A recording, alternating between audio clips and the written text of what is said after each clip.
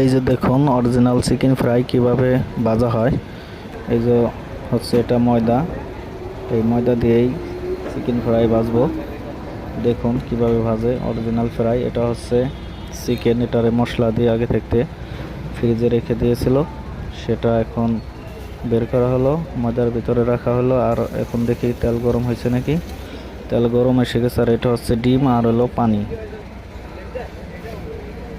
এই যে হচ্ছে ময়দার ভিতরে আগে একটু মাখিয়ে তারপর ডিমের পানির ভিতর দিয়ে আবার ময়দায় মাখিয়ে ভালোভাবে লাড়াচাড়া দিয়ে মাখিয়ে তারপর আমরা তেলের ভিতরে ছেড়ে দিব।